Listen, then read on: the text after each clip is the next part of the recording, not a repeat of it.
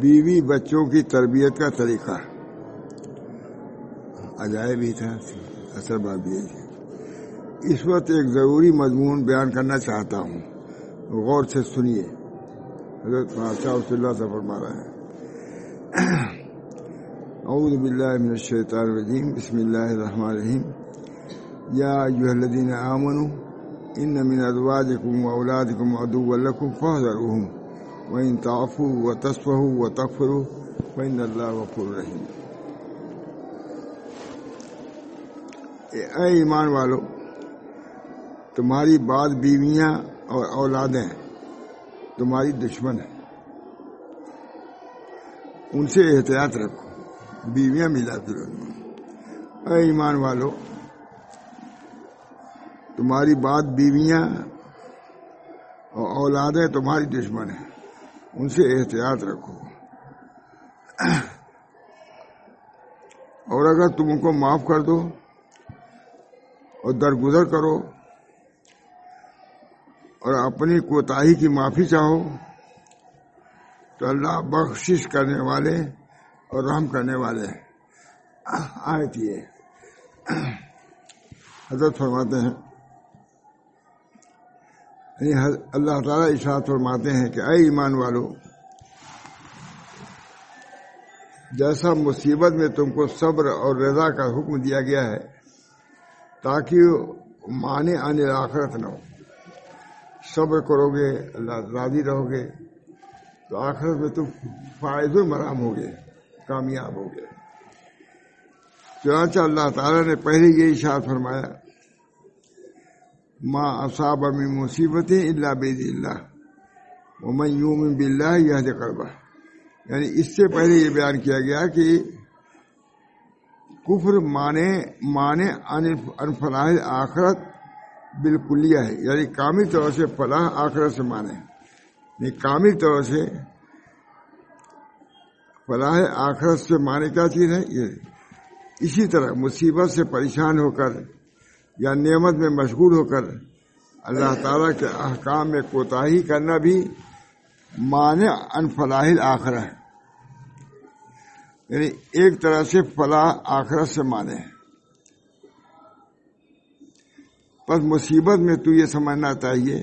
کہ کوئی مصیبت بدون اللہ تعالیٰ کے حکم کے نہیں آتی،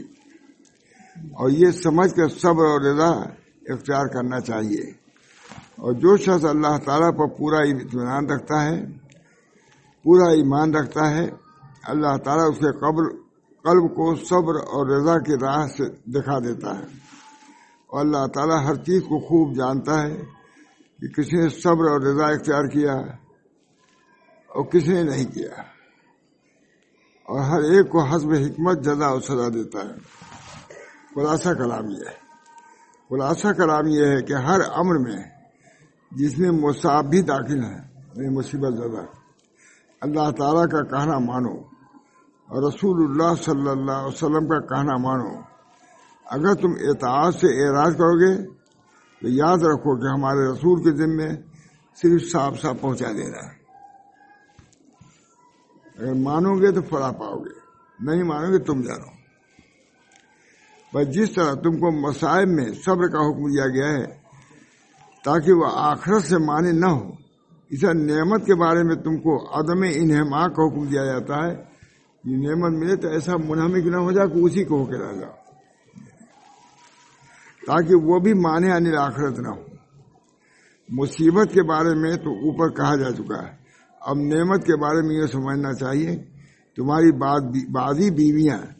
اور بعضی اولاد تمہارے دین کے دشمن ہیں۔ بہت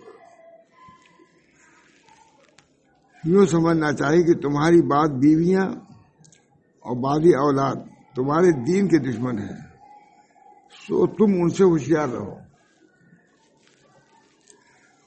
اور اگر تم معاف کر دو اور درگزر کر جاؤ اور بخش دو تو اللہ تعالیٰ بخشنے والا اور رحم فرمانے والا ہے۔ مسلم امت فرما رہے ہیں، اس مضمون سے معلوم ہوا کہ مسلم امت صرف سلوک اور تصوف ہی کے مضامین بیان نہیں فرماتے تھے، بلکہ اصلاح معاشرہ کے سلسلے میں بھی آپ کا یہ مضمون بصیرت افروز ہے۔ اصلاح معاشرہ، جو آپ کے امور معاشرہ سے واقفیت پر پڑتے ہیں۔ صاحب روح المعانی نے اس آیت کے تحت لکھا ہے کہ بعض عورتیں ایسی ہوتی ہیں جو اپنے شوہروں سے عداوت رکھتی ہیں اور ان کے ساتھ دھوکے کا معاملہ کرتی ہیں۔ صاحب روح المعانی لکھ رہا ہے، مصر کا عالم لکھ رہا ہے۔ اس آیت کے تحت صاحب روح المعانی نے لکھا ہے کہ بعض عورتیں ایسی ہوتی ہیں جو اپنے شوہروں سے عداوت رکھتی ہیں اور ان کے ساتھ دھوکے کا معاملہ کرتی ہیں۔ اسی طرح بعض اولاد ایسی ہوتی ہے جو باپ کی پوری دشمن ہوتی ہے، جس کی وجہ سے والدین کو مصاب اور ایذا کے تلخ گھونٹ پینے پڑتے ہیں۔ چنانچہ میں نے ایسی عورتوں کو دیکھا ہے جنہوں نے اپنے شوہروں کو قتل کر دیا ہے، صاحب روح المعانی لکھ رہے ہیں، اور بعضوں نے تو کھانے میں کوئی چیز ملا کر اس کے عقل ہی کو فاسد کر دیا ہے، اور بعض عورتیں ایسی بھی دیکھنے میں آئی ہیں جنہوں نے اپنے شوہر کی عزت کا شیشہ چور چور کر کے رکھ دیا ہے اور ان کی آبرو خاک میں ملا کر رکھ دیے ہیں، اور بعضیں ایسی ہوتی ہیں جنہوں نے اس کے مال کی تھیلی کو چاک کر کے رکھ دیا ہے۔ اسی طرح بعض اولاد بھی ہوتی ہے جس سے مال و دولت ہی نہیں، عزت و آبرو برباد ہو جاتی ہے، العیاذ باللہ۔ اسی لیے ارشاد فرمایا فاحذروہم، یعنی ان سے احتیاط رکھو اور ان کے شر اور چال بازیوں سے معمون نہ ہو۔ ظاہر ہے کہ جب اللہ تعالیٰ نے یہ آیت نازل فرمائی تو صحابہ کو اپنے ازواج اور اولاد پر جن کے متعلق شبہ ہوتا ہوگا شاید یہ بھی اسی قبیل سے ہیں، کتنا غصہ آیا ہوگا، سمجھے کہ ہماری اولاد بھی کچھ اسی کے لیے معلوم ہوتی ہے، بیوی بھی ہوتی ہے۔ جہاں تک صاحب روح المعانی فرماتے ہیں کہ ابن عباس رضی اللہ تعالیٰ عنہ مروی ہے، یہ آیت یا ایھا الذین آمنوا ان من ازواجکم لوگوں کے بارے میں نازل ہوئی، ایسے لوگوں کے بارے میں نازل ہوئی جو اسلام لائے اور ارادہ کیا کہ حضور صلی اللہ علیہ وسلم کی خدمت میں حاضر ہوں، لیکن ان کے بال بچوں نے انہیں آنے نہ دیا۔ یہ پھر جب کچھ دنوں کے بعد حضور اقدس صلی اللہ علیہ وسلم کی خدمت میں حاضر ہوئے تو دیکھا کہ دوسرے لوگ علم دین میں کہیں آگے بڑھ گئے ہیں۔ اس پر انہیں بہت غصہ آیا اور یہ ارادہ کیا کہ انہیں سزا دیں۔ اس پر یہ آیت نازل ہوئی، یعنی اگر تم معاف کر دو ان کی گناہوں کو جو قابل معافی ہیں، یا بڑی طور کی امور دنیا سے متعلق ہو یا امور دین ہی سے ہوں لیکن توبہ سے مقارن ہوں، تو ان کو معاف کر دو، یعنی ان کو کوئی سزا نہ دو اور درگزر کر جاؤ، یعنی ان کو ملامت بھی نہ کرو اور نہ آر دلاؤ اور بخش دو، یعنی ان کی ستر پوشی کرو اور ان کے عیب کو کسی پر ظاہر مت کرو، اور یہ سمجھ لو کہ اللہ تعالیٰ غفور رحیم بہت عمدہ مضمون ہے۔ صاحب روح المعانی لکھ رہے ہیں، مصر کا ہے۔ صاحب روح المعانی نے کسی کا قول نقل کیا ہے کہ بیوی بچوں کی عداوت یہ ہے کہ وہ انسان کے لیے اس کی طاعت اور ان امور میں جو آخرت میں نافع ہیں روڑا اٹکائے، یہ عداوت، اور کبھی اسے مجبور کر دیتے ہیں کہ وہ کسب حلال، اقتصاب آسام یا گناہوں کا ارتکاب کر کے ان کو آرام پہنچائے، مجبور کرتے ہیں کہ غلط طریقے سے روزی کماؤ اور ہمارا کام چلاؤ۔ یہ بھی ہے، ایک تو یہ کہ عبادات سے روک دیتی ہیں، یا یہ کہ مجبور کرتی ہے غلط آمدنی پر، اس کو بھی دشمنی پر معمول کیا ہے، یعنی گناہوں کا۔ جیسا کہ حدیث شریف میں آیا ہے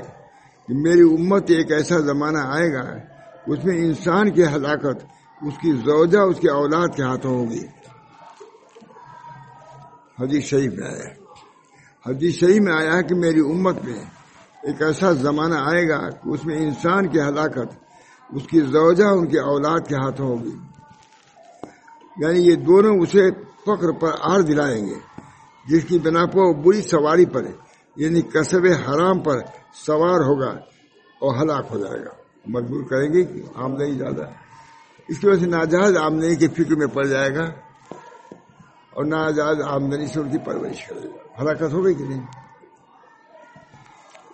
بہت عمدہ سال اس کی زوجہ ان کے اولاد کے ہاتھوں گی، یعنی یہ دونوں اسے فقر پر آر دلائے گے، جس کی بنا پر وہ بری سواری پر یعنی کسب حرام پر سوار ہوگا اور ہلاک ہو جائے گا۔ یا بعض لوگوں کو بیوی بچوں کی محبت اور شفقت اس بات پر ابھارے گی کہ یہ لوگ میری زندگی میں بھی اور میرے بعد بھی عیش کی زندگی بسر کر سکے، اس لیے وہ حرام کاموں کا ارتکاب کرے گا میرے بعد بھی اچھی، تاکہ وہ لوگ عیش کی زندگی بسر کریں، اس طرح ہلاک ہو جائیں گے۔ بہرحال بیوی بچوں کی اس قسم کی عداوت کی وجہ سے ایک دیندار کو اگر غصہ آ جائے تو کچھ بیجا نہیں، اور جتنی تکلیف ہو کم ہے۔ جیسا کہ صاحب الرحمانی فرماتے ہیں، جس شخص پر تم احسان کرو پھر اس کی جانب سے اگر ایذا صادر ہو تو وہ نہایت ہی تکلیف دہ ہوتی ہے اور انتقام پر بہت زیادہ ابھارنے والی چیز ہوتی ہے۔ اس لیے اللہ تعالیٰ نے بھی ان کی سفارش فرمائی کہ تم نے احسان کیا ہے بیوی بچوں پر، لیکن وہ تمہاری نافرمانی کرتے تو حد سے نہ گزرو اصلاح۔ اس لیے اللہ تعالیٰ نے بھی ان کی سفارش فرمائی اور نہایت موقع عنوان سے فرمائی، وہ یہ کہ لوگ تمہارے دشمن بھی ہو سکتے ہیں، اور اس خبر سے مقصود یہ ہے کہ تم اس سے ہمیشہ ہوشیار رہنا، غافل نہ، بس یہ مطلب ہے۔ تمہارے عدو ہیں بہت سے، کیا مطلب نہیں کہ ان کے ساتھ جا کر کے ماننا پھرنا شعبہ معاملہ ہے، بلکہ ان سے ہوشیار رہو، یہ مطلب ہے۔ باقی ہمارا یہ مقصد نہیں کہ ہم تمہارے درمیان خانہ جنگی پیدا کریں، بلکہ ان سے اگر کوئی خطا اور لغزش ہو جائے تو ان کو معاف کر دینا اور درگزر کر دینا اور بخش دینا۔ تمہارے اس احسان کا اور اس اخلاق کا ان پر اچھا اثر پڑے گا اور وہ تمہارے موافق ہو جائیں گی، لڑکے بھی بیوی بھی۔ اللہ تعالیٰ نے انسان کو پیدا کیا ہے تو اس کی معیشت درست کرنے کے لیے قرآن بھیجا ہے، رسول بھیجے اور جملہ آداب معاشرت تعلیم فرمائے، کوئی چیز نہیں چھوڑی۔ چنانچہ اس آیت میں ایک ادب یہ تعلیم فرمایا ہے کہ غصہ کے مواقع پر صلاح کا تقاضا یہ ہے کہ نرمی اختیار کیا جائے۔ یہ تنبیہ، غصے کے موقع غصہ آئے گا، یہ فرماتے ہیں کہ غصہ کے موقع پر صلاح کا تقاضا یہ ہے کہ نرمی اختیار کیا جائے، درگزر سے کام لیا جائے، تشدد ترک کیا جائے، غصہ میں بے اختیار نہ ہوا جائے، بلکہ غصہ کو اپنے قابو میں رکھیں اور اس کو اپنے اوپر حاوی نہ ہونے دیں۔ میں آپ سے کہتا ہوں، اور تجربہ ہے، بصیرت سے یہ بات تجربے کے بعد بصیرت سے کہتا ہوں، اصلاح کی باب میں جس قدر مفید نرمی کو پایا ہے اتنا مفید سختی کو نہیں پایا۔ ماشاء اللہ تعالیٰ فرمایا۔ میں آپ سے کہتا ہوں اور تجربے کے بعد بصیرت سے کہتا ہوں کہ اصلاح کے باب میں جس قدر مفید نرمی کو پایا اتنا مفید سختی کو نہیں پایا ہے۔ بعض لوگوں سے متعلق یہ سمجھا جاتا تھا کہ ان کو نفع نہ ہوگا اور ان کی اصلاح نہ ہوگی، زجر و تنبیہ اور مؤاخذہ سب کچھ کر کے دیکھا، مگر اس کے بعد لین اور نرمی بھی برت کر دیکھا، دونوں حالتوں میں زمین و آسمان کا فرق پایا۔ سختی تھا اور بگڑتے گئے، نرمی آتے نہ کرے۔ یہ لکھ رہے ہیں، یہ حضرت اپنا تجربہ لکھ رہے ہیں کہ بہتوں کے ساتھ سختی کا معاملہ کیا تو بگاڑ پیدا ہوا، صلاح نہیں پیدا ہوئی، اور انہی کے ساتھ جب نرمی کا معاملہ کیا تو اس کے اندر صلاح پیدا ہوئی۔ بہت عمدہ بات۔ ان دونوں حالتوں میں زمین و آسمان کا فرق پایا، یہ نرمی برتنے پر نفع ہوا اور اصلاح ہوئی۔ یہ اصلاح اولاد کا الہی طریقہ ہے۔ اب چاہے اس پر عمل کرو یا جو چاہے کرو، یہ انداز تھا، اصلاح کرو یا جو چاہو کرو۔ لوگ غصہ جو کرتے ہیں تو جانتے ہو کہ اس کی وجہ کیا ہے؟ غصہ کرنے والے کو غصہ میں ایک لذت بھی آتی ہے، بالکل ایسی لذت جیسے مرچوں کو کھانے میں آتی ہے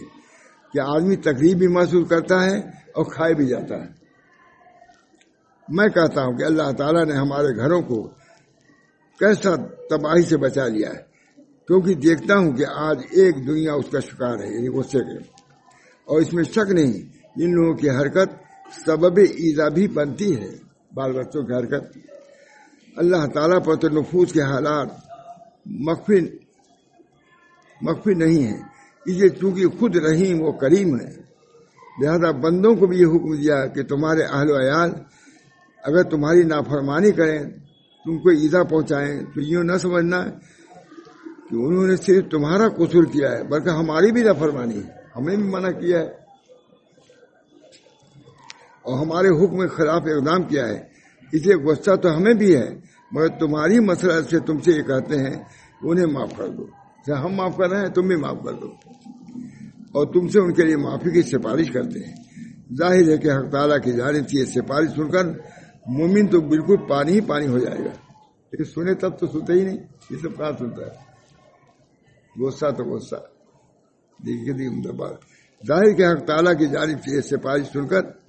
مومن تو بالکل پانی ہی پانی ہو جائے گا، اور یہ خیال کر کے کہ حق تعالیٰ یہ سفارش فرما رہے ہیں جن کے ہم بھی مجرم ہیں، اور ہماری خواہش ان سے یہی ہے وہ ہماری خطا و غلطیوں کو معاف فرما دیں، اور اس کا تقاضا یہ ہے جب حق تعالیٰ کے ان ارشادات کے بعد ہمارے سب جذبات ختم ہو جائیں اور ان کا سب پر غالب ہے، اس کا تقاضا یہ ہے۔ یہ جب احکام تو کتنی جذبات ہوں اس کو دبانا چاہیے۔ سبحان اللہ، یہ اللہ تعالیٰ کے عفو، سبحان اللہ، یہ اللہ تعالیٰ کے عفو اور رحمت کا ایک ادنا نمونہ ہے، اور آداب معاشرت کا غایت اعتدال، وہ مومن کو مظلوم بھی نہیں ہونے دیا اور ظالم ہونے سے بھی بچا لیا، اور ایک یہی کیا ہے، اس جہان کا سارا کاروبار عفو و رحمت ہی پر ہے۔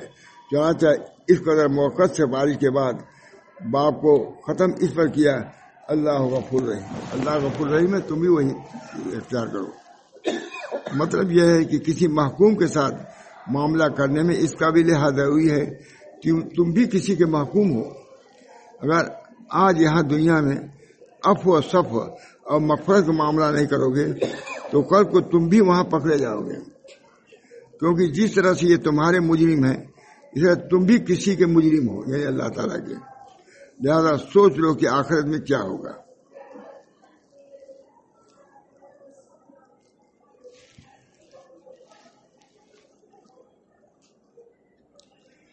حضرت مولانا شفیع تھانوی نے بیان قرآن میں اس آیت کے تحت لکھا ہے، اس میں ترغیب ہے عفو کی، اس میں ترغیب ہے عفو کی، اور بعض اوقات یہ عفو واجب ہے، جبکہ عقوبت سے احتمال غالب بے باکی کا ہو، اگر ہم سزا دیں گے تو اور بے باکی ہو جائیں گے، اس بنا پر اس صورت میں معافی کر دو۔ اور بعض اوقات مندوب ہے، اللہ تعالیٰ جزائے خیر دے ان علماء کو، ان حضرات نے کتاب و سنت سے مسائل مستنبط فرما کر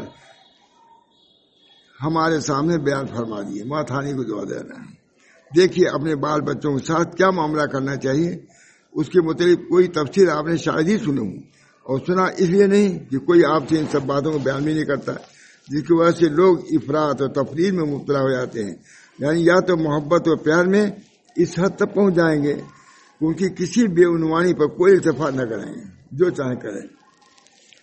یا غصہ کو اپنے اوپر ایسا مسلط کر لیں گے جس کی وجہ سے اپنے گھر کو بالکل فاسد کر لیں گے۔ میں نے خود ایسے لوگوں کو دیکھا ہے کہ گھر میں داخل ہوئے نہیں کہ توڑ پھوڑ شروع کر دیا، کوئی بات مزاج کے خلاف ہوئی اور بس روٹی کی ڈلیاں ادھر ادھر پھینک دی، دال کی ہانڈی الٹ دی، برتن ادھر ادھر پھینک دیے، یہ سب کر کرا کے گھر سے باہر چلے جاتے ہیں۔ آپ خود خیال فرمائیے، جس گھر کا یہ نقشہ ہو وہاں چین و سکون ہو سکتا ہے؟ مگر یہی لوگ جب ہم لوگ کسی کی بد اخلاقی کی اصلاح بد اخلاقی کی اصلاح کے لیے غصہ کرتے ہیں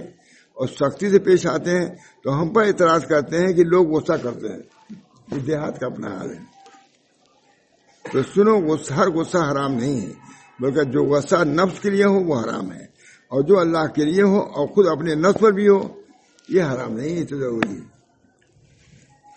یہ آداب المعاشرت، اصل بات بھی یہی بات تھی، میں نے کہا اسی بات کہ حضرت ہمارے آداب المعاشرت پر بھی بہت کلام فرماتے تھے اور چاہتے تھے کہ یہ چیز رائج ہو، ان کو بہت کتابیں بھری پڑی ہیں، آج بھی ہم لوگ دیکھ رہے تھے، اس میں بھی یہی بیان تھا، یہ انداز الگ ہو جاتا ہے، اور اللہ تعالی ہم سب لوگوں کو جیسے اپنے اخلاق کی اصلاح کی فکر ہے، آداب کے اصلاح کی بھی فکر ہونی چاہیے۔ آداب المعاشرت، حضرت تھانی نے لکھا ہے کہ اخلاق کے بارے میں تو کچھ لوگ جانتے بھی ہیں، لیکن آداب کے بارے میں کچھ جانتے بھی نہیں کہ آداب شرعیہ کیا ہے۔ اس بنا پر ہم علم تو سبھی کو ہونا چاہیے، عبادات کا جیسے علم، عقائد کا علم، اس طرح آداب معاشرت کا علم معاملات کا علم سب ہو تب آدمی کمال تک پہنچتا ہے. اللہ ہم سب لوگوں کو اس کی توفیق عمل فرمائے اور صحیح معنوں میں ہم دین کے حامل بن جائیں بلکہ دین کے خادم بن جائیں. ربنا دعا کی اللہم صلی اللہ سیدنا محمد صلی اللہ علیہ وسلم. اللہم صلی اللہ سیدنا محمد صلی اللہ علیہ وسلم. اللہ تعالیٰ ان آداب سے ہم سب لوگوں کو متعدد فرمائے جس کا اللہ کے رسول نے اس کی وضاحت فرمائی، اس کا حکم دیا. سورہ حجرات میں پوری اسی پر تفصیل ہے. سورہ حجرات تو گویا کہ آداب ہی کی سورہ ہے. اللہ تعالیٰ ان سب آیات پر اور احادیث پر عمل کی توفیق ہو تاکہ صحیح معنوں میں ہم تصوف کے عمل کے تصوف کے کہے وہ تصوف یا تصوف والے کہے جانے کے لائق بن جائیں. ربنا تقبل منا انک انت السمیع العلیم برحمتک یا ارحم الراحمین.